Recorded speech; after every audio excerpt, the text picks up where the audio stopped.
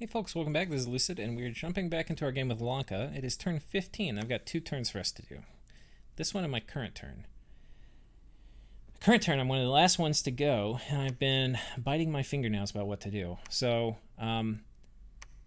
message from Oceania. I've responded to him. Praise belongs to the old Elvish poet, Johann Wolfgang, really, and to whoever translated it into the common tongue. Found it in a dual language book, and found it both pretty deep sea and cute, so felt like sharing it since it fits the oceanic lore so perfectly.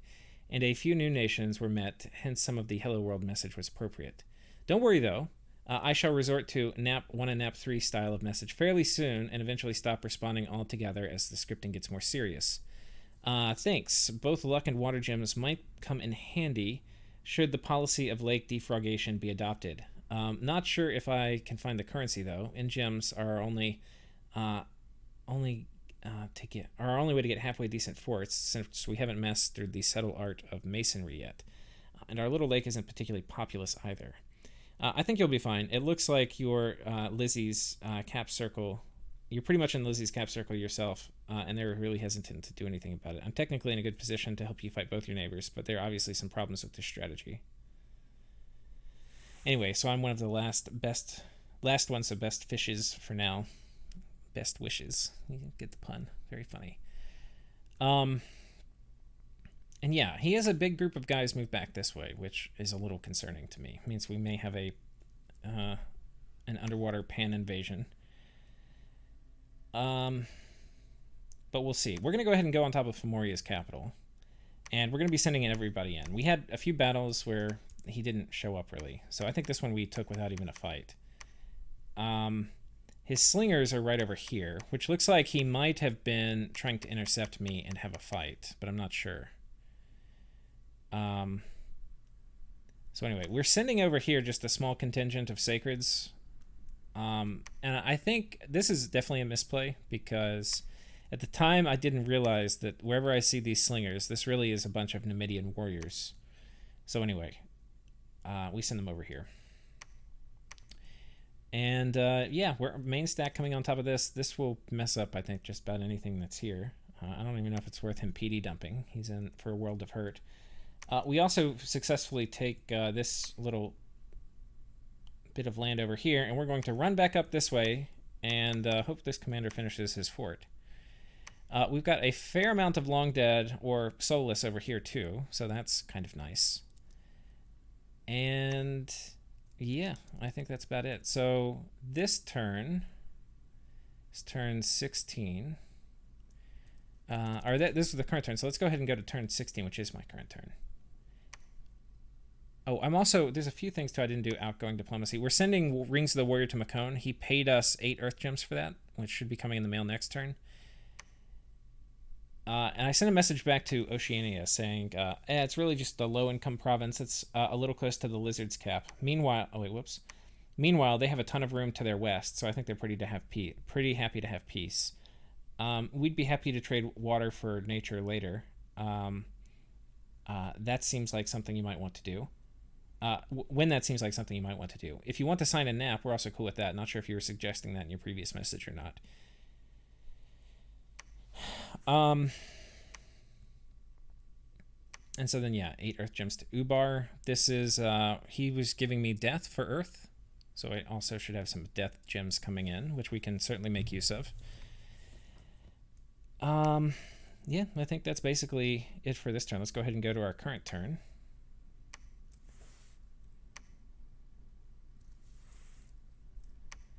Here we go. A message has arrived from Satis. Yes, it was a missing. I sent him a message saying, "Hey, was the spot to your west empty?" And he replies saying, "Yeah, it was the missing location. I think usually my current location is missing, but Satis probably messes it up by having the swamp start preference." And we get some death gems from Ubar and some nature gems from Ubar. This because we're also, the reason we got more than 8 death gems, we got also 2 death gems and 3 nature for the acorn we're going to be making him, because he's now in like a 3v1, so we offered to make him some items. There's a battle in Fomoria. And he does not PD dump, and he does not support with an army, Interesting.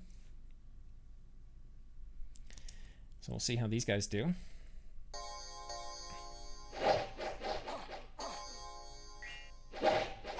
These Fomorian militia also have bad armor and no shields, so they get wrecked by archer fire. As do the slingers, basically everything here. We also are killing some of our own guys with Blood Vengeance. You know, as one does.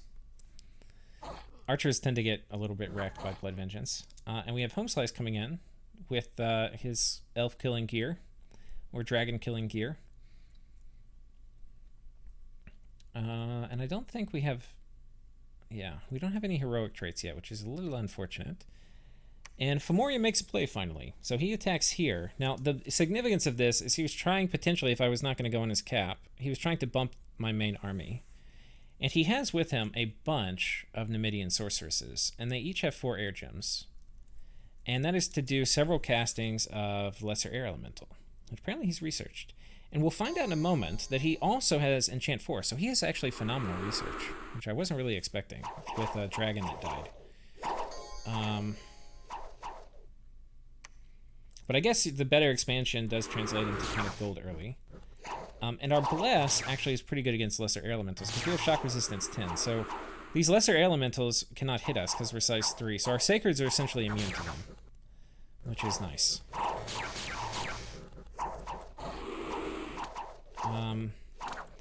And he's now spent 16 air gems to have this fight. Unfortunately, though, us killing these air elementals isn't going to do that much for us. We manage... I'd put a bit of PD here, too, because I again wasn't really thinking there were a bunch of Numidian warriors here. But yeah, fortunately, our Mound King and our Raktapada live. And we kill 3 of these dudes, which, if you look at it, they're about... they're more expensive, really, than the Ansuras, which died. So... now, my Palakshas were more expensive. So I lost, if we sum up the gold lost, I lost 70 plus 210. So I lost 280. And he lost... oh, God. 280 and then basically 100. So anyway, I lost 180 more gold than him, which is not great. But I did waste 16 air gems. And if you compare 180 gold to 16 air gems, I think I came out pretty good in that trade. One thing to note, though, is at the end of this script, and I didn't notice this until kind of later, when they go off script and they're out of gems, they switch to Raise Dead. Like, this guy's casting Raise Dead. This guy, who's I think a lower level death, is doing Animate Skeleton. But Raise Dead is high enchantment. That's like...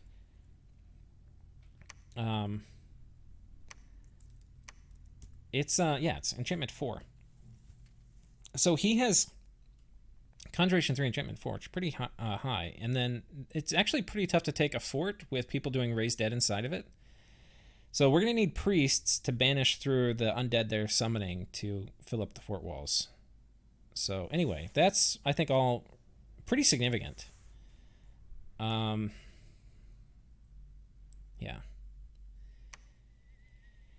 For research, we'll talk about that since I've got this screen up. We're going to finish Construction 4, which we're 2 turns away from. And then I think we're going to hit Alt 2, which is going to give us Mirror Image, which would be kind of nice. And then we're going to go to Blood 4. Now, of note, there's some Seafaring Sacreds on my border. And potentially some of these stealthy dudes could have snuck in my lane. I have a very strong feeling these guys are going to attack me, because I'm a little bit extended. I wouldn't say overextended, but I'm extended with being, having my whole army over here on Fomoria's cap. So I'm a little exposed to being flanked here. But if he does this, I'm going to... I don't know if I want to Bane Venom Charm him, because I can probably kill him underwater. But we'll see. We'll see. I mean, with Construction 4, I should be able to make thugs that can solo this without any losses. Assuming he doesn't have thugs. And then with morale items, they'll probably be fine, too, in seduction attempts, because they're not going to lose it. you know, they're not going to get seduced. And then in the assassin battle, if I have them kitted as thugs, they'd probably be fine. But I have decisions to make this turn. So this stack, they could come in and fight me. They're not going to have air elemental, so it'd just be their guys versus mine. Fortunately, especially with the archers, we will ruin them. Like, we will absolutely ruin them. So this is a losing move for them. They could come over here and take this. And I think for their... This is, in my opinion, the best move for them to make.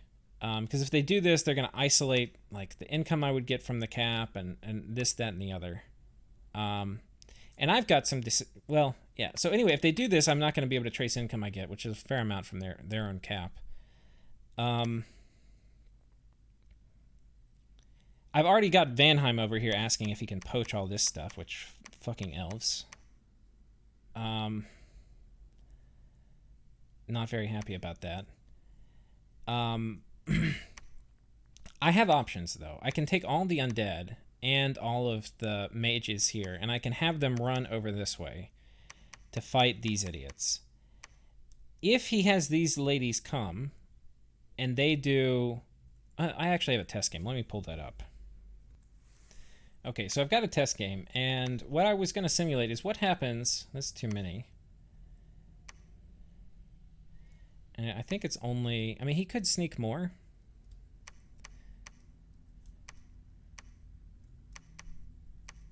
Well, let's have her chill.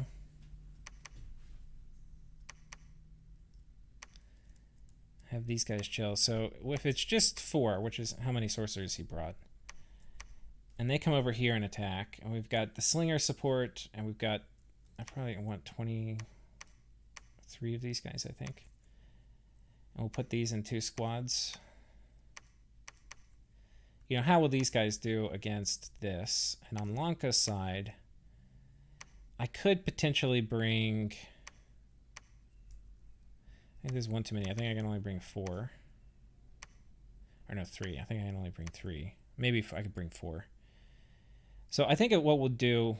I'm actually going to change the script because I've tinkered around with a few different things. I think if I do hold, and then 2 summon imps... That's probably the best one. That way the imps get summoned while I'm in combat. It's a little different than the script we'd had before. And then 20 PD. Now, I'm going to have better PD this in the game. I would have heavy cav, but anyway, it's just to kind of simulate how this would do. This guy's given the script Holy Avenger, Skeletal Body, Flight, Blessing. I probably should do Blessing first. Oh, no, I can have these guys do Blessing. Yeah. So the script is going to be Blessing, Hold, like this. Okay. Okay, and that should make sure everybody here gets blessed. Now, if I win this, I think I win the war. Now, he could...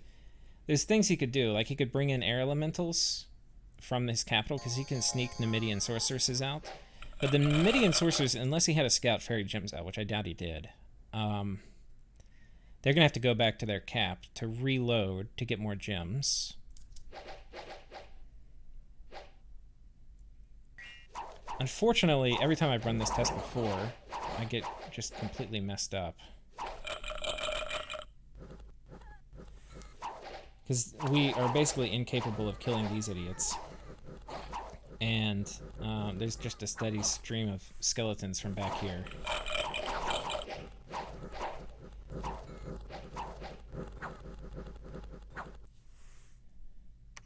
This guy's already afflicted.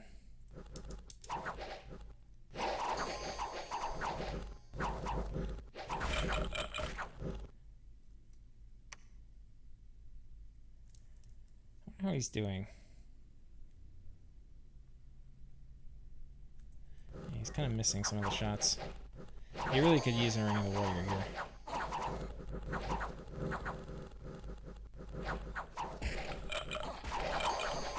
Dust to Dust coming out. I don't know if they have Dust to Dust researched. I don't know if they have Thumb. This guy's getting surrounded, so he's probably going to die reasonably soon. Imp's coming in.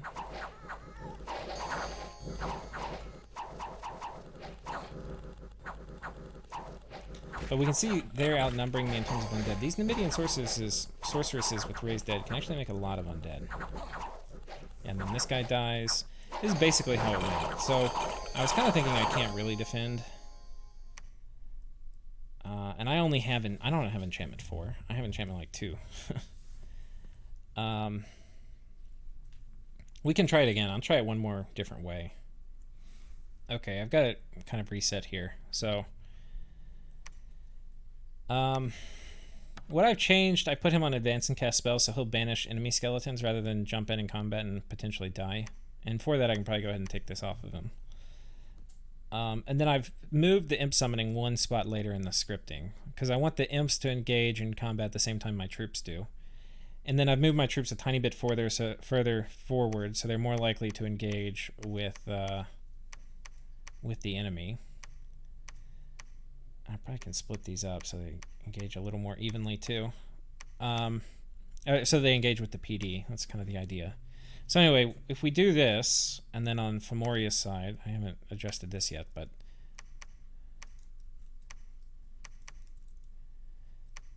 if you come in, and we'll just have them, I think the best thing he can do is like raise dead.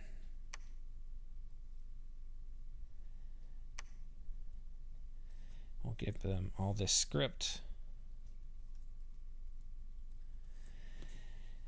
Okay. So, oh, that's also too many. He doesn't have this many. He might be able to bring a few more from inside his cap because he can do sneak and attack. But it's 23. That's what I'm gonna go with.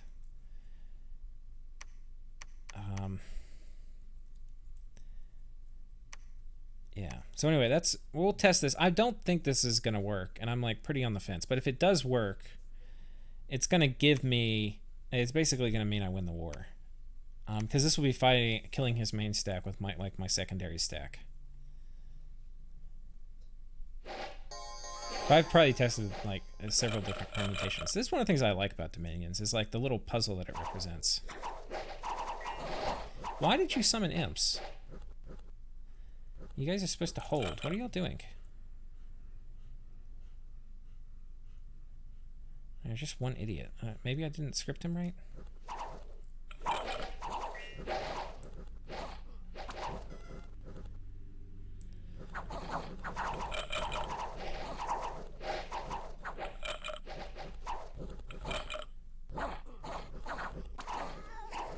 Right, here come the imps. I think this is like more the right timing for imps.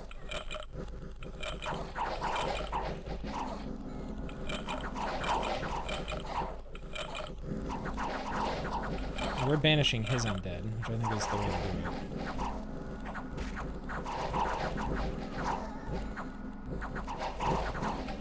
it.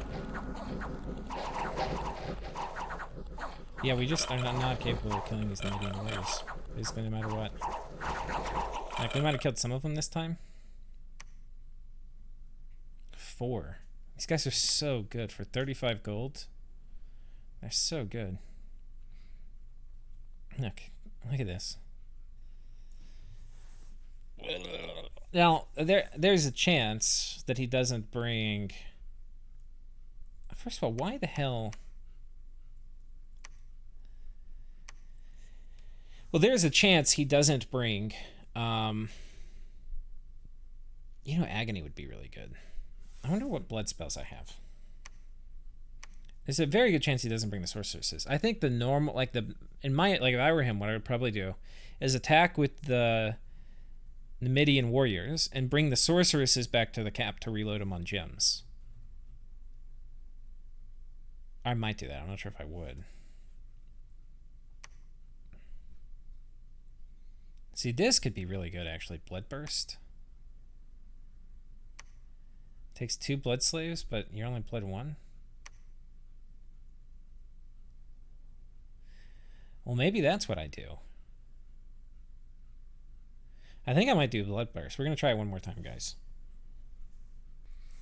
Alright, so I've gone and fixed it again. So here what I've got is I'm actually going to do a small Sabbath Communion. We're going to have 2 Sabbath Slaves. We're going to do Sabbath Master, Reinvigoration, Bloodburst, Reinvigoration, and then blood burst, reinvigoration, blood burst, blood burst. And the idea is hopefully we can pop the Numidians. But we'll find out. I have no idea if it's going to work. I've never honestly cast blood burst before. But AoE 1 sounds like pretty friggin' good versus Numidians. Now, it seems like I might have made a mistake. Like, I need to forward position them more. Because it's range 35, so they're in range. I don't know if it's MR negates.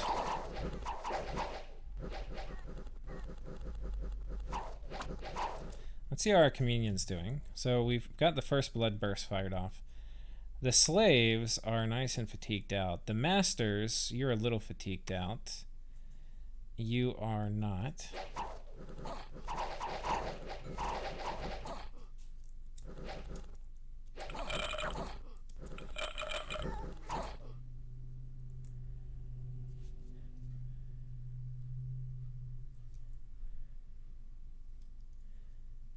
Did we get this guy with... Who are the Numidian warriors who have died? I want to see if it's doing the killing. Yeah, Bloodburst killed. Bloodburst killed, okay. Now after the second casting, Home Slice... Oh, he's already done reinvigoration. He's good.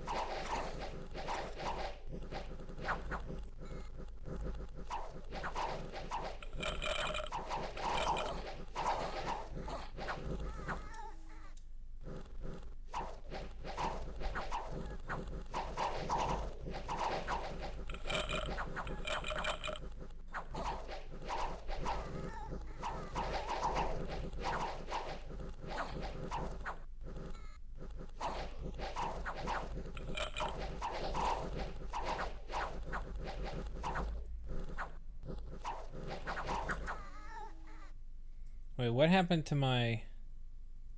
Oh, he's retreating. Shit. Bitch. You're the Sabbath Master.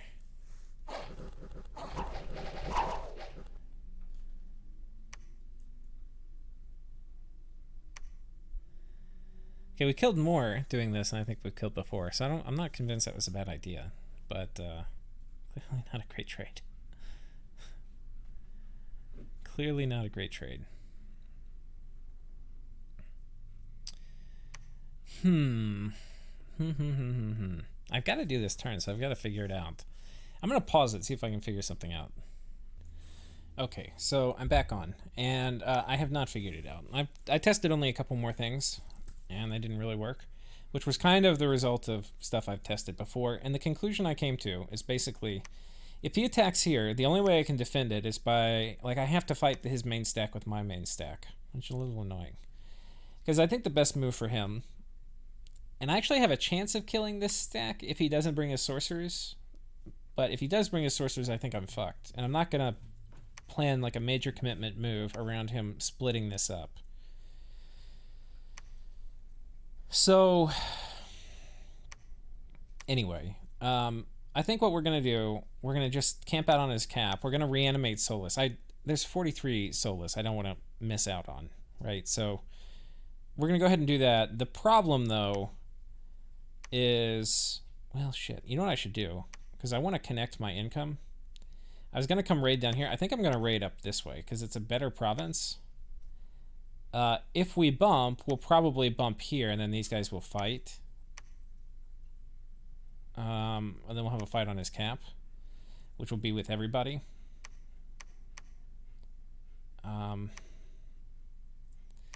If he stays here... I think it's unlikely he stays here. If he goes down here, he just gets this, but then it's like I swap this province for this one. Holy shit, this is a good province.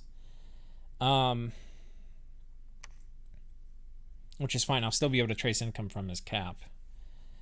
And yeah, I basically can't hold this is what it comes down to. I could PD dump, I mean, because we have heavy cav, so it's a kind of nice PD type, but... And I could have maybe done my tests with heavy cav, and that might have made a difference. And if I stopped recruitment, I could maybe even PD dump at like 30. I don't really want to do that. Because honestly, I was not even putting a dent in these idiots. They're just so good. But fortunately, aside, I think I'm really set up to win this pretty well. So that's good. That's very good. Yeah, the Blood Vengeance Bless really wrecks these elves. So he's really in hot water, I think. But I could lose everything and then be in trouble. Worst case is somehow, I mean, I don't know. There's bad things that can obviously happen in this war. And if we lose badly enough, we can just get eaten. The other thing is I'm pretty suspicious these guys are attacking me. But I'm not sure. I think I already mentioned that earlier in the video. He indeed did finish a fort down here, though. So we're going to go casually walk on top of it. And I think we should be able to kill up to like maybe even 20 PD with this. So I'm feeling pretty comfortable with this. But we could, you know, it's how Dominions works. You never know what they're going to do. And there could be elves that pop up here and a big PD dump. And then all these guys are dead. And then it's going to mean we lose a bunch of the area over here. So what are we going to do? Vanheim taking some of this might be a blessing and a curse. On one hand, it's going to lower Fomoria's income. So that's kind of good for us. On the other hand, it's stuff that we kind of wanted. But he asked me if he could have all three of these. What I told him is, yeah, do you mind leaving this one for me? And that's going to give me nice access to the underground area down here, too. Which I already kind of have access to. But anyway, I think it'll be better. And it's just one more province, so... kind of what we're looking at over here. The Dante Stingers, which I think are the idiots coming over this way, they are up for rebid, and I put a nice bid on them because I do want to keep them. I also tried to rebid my Marcata. Marcata actually going to be pretty okay against a lot of the Fomorian stuff because it's going to have a chance to pop Glamour, and yeah. Popping Glamour is good. And then, yeah, we're going to be moving a huge stack here with a bunch of Sacreds. If we have to fight Pangea, I'm pretty confident we can do it with this as a secondary army. And we're going to be getting a few more of our Recruit and Nearwear Sacreds, like these dudes, which we can hopefully use. And then in our cap, we're getting more of our expensive demons. Though, the more no, I think we do want these, because we're going to be fighting in Turmoil, so they're going to be a lot better. So, yeah, that's basically what's happening. We're going like full... I mean, we are getting one fort and upgrading it and building a lab. So I'm putting some of my money into, like, you know, things that don't immediately pay off in terms of war strength. But we are going for, like... we're not going to be building another fort for a while. Unless the war with Fomoria dies down. And even then, 4 forts for us is going to be kind of a lot. We can get a lot going with 4 forts. Like if we get this Fomorian fort... one thing that's going to suck is we're not going to pop his fort this turn because we're not going to be sieging. I would rather have, rather than pop his fort, I would rather have 40 more Solus, I think. The other nice thing is because these are all plains, if he does not raid me here, then from this point, I will be able to basically jump all the way over here. Through this province, unless he Cloud Trapezes, which he can do if he's Enchantment 4. So he does have Cloud Trapezing Air Elemental summoning dudes, which is significant, to say the least. So anyway, that's something we're going to have to deal with. In some ways, he's higher tech than I was, and I was hoping if I rushed him, because I had my god, you know, researching since turn 1 with 54, that I'd be a bit ahead of him in research, but it doesn't really appear so. And if he gets Horde of Skeletons, I mean, God, these Numidian sorcerers are going to be a pain to try to take the fort from. But I think with enough priest banishment, we can deal, and our Sacreds, we can deal with that. And the good thing is, if he went Numidian sorceresses, it means they're not priests, so they're going to be researching. He has not been investing in getting his god back. And I think I see all his provinces. So unless his god is literally in his cap right now, I don't think he's been even working to try to summon his god back. I think he's just been like, okay, fine. Yeah. But yeah, I think that's the best move we're going to be able to come up with for now. I got the Mound King here going back home. Actually, what I should do is script him to retreat. I have to remember to unscript this because there's a chance we get Magic Phase attacked here. And because of that, if we get Magic Phase attacked, I want to peace out. But when I go here and I'm patrolling, I don't want to accidentally leave and then have all my undead dissolve. So I have to remember to do that next turn. Anyway, I think that's about it. Here, I don't think we can get attacked, but we've got these idiots coming in. I'm bringing a bunch of blood slaves so that if we go on top of his cap, I can get a small little communion set up. And that's going to be contingent basically on him not taking this province from me. So, we'll see. But anyway, folks, I think that is it. I think I'm not comfortable with this turn. These early wars are like, they can swing really heavily. Like, I don't have some decisive advantage over him, except I think I have a better bless. I mean, I have a bless. He's got a dead god. So, I mean, I do have some advantage, but these are really scary troops. I haven't showed you, and you might think, like, why are you so confident sitting on his cap after you've gotten abused in these test games? My Sacreds abuse those guys. Like, they seriously abuse them. So, I don't think he can do so much on that front. Fighting these guys. Maybe if he has his god, but then I have this guy. I forget if Numidian sorceresses are flyers. They're not.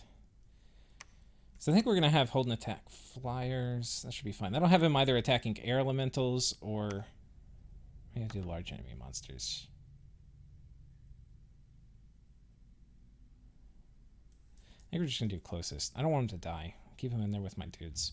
If the dragon hops back in the back, hopefully he'll go for them, but we'll see.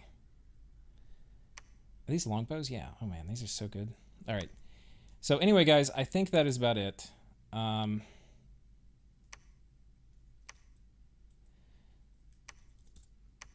God willing, we win this war. If not, it might be a short game for us. Take care.